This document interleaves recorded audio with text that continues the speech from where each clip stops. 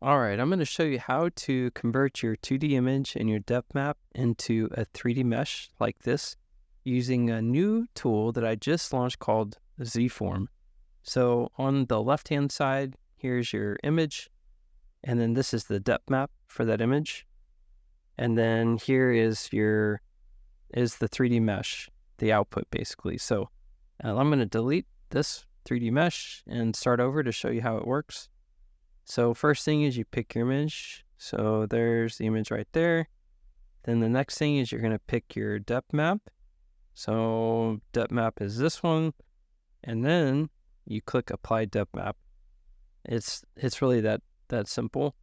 And to be honest, behind the scenes, the add-on is very simple too. It's using modifiers for the displacement, subdivision surface, and smoothing. But what I found was it was just really tedious doing that multiple times, iterations over and over for different images and depth maps. So that's why I created this tool to help speed up my workflow. And so you have your different options here, like the subdivision level, subdivision surface, the smooth factor, the strength. So the strength is how deep the depth strength.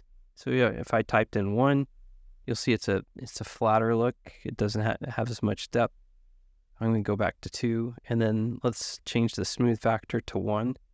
It's less smooth. You can't see it that much, but it changed a little bit.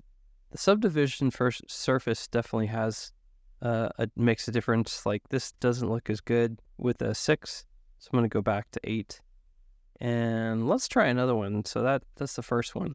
I'm going to just go through some other ones as well. So, all right, this is a character here. And let me find the depth map and click apply. So this character is a little bit too much, the depth strength. I'm going to go to 1. So it looks much better in my opinion. And I have the subdivision 8. Let's see if I drop it down to 6. I think it looks pretty good still. So let's try another one. We'll go with this person here, and we'll find the depth map, and then let's click apply, and this is what this lady looks like. It's an AI image, so I don't have to get permission to put them on a picture. And let's try another one. We'll go with this truck. Let's find the depth map. There's a truck, and click apply. So I might go a little bit deeper on this one. Let's see. No, that looks not as good. Let's go with 1.3. It still doesn't look good. I'm going to go with 1 and increase the subdivision to 8. That looks better. So another thing about these 3D mesh, where you convert your 2D image and depth map to 3D mesh, there's one view, like there's like a perfect spot for the camera view of these 3D mesh. But then when you start looking around other parts, it doesn't look that good. And you just have to keep that in mind. So like I found it a lot of fun to work with. And let's try another one. Okay. Yeah, let's go with, we'll try this one here. And find the depth map. And then click apply. Okay, so that's subdivision of 8. Let me go down to 7.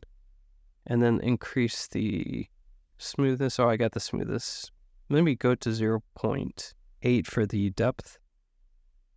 Yeah, it's not bad. And actually, coins tend to do well as long as you have like a clean image. And, you can coins can do good. All right, let's try one more. Let's try this one. Oops, I gotta delete the wolf. Okay, now I'm gonna import the depth map. And then I'm gonna go with the depth strength to like 2 and click apply. And that's what it looks like. Okay, that's all I got. The name of the new add-on is called zForm, and it will be on Blender Market.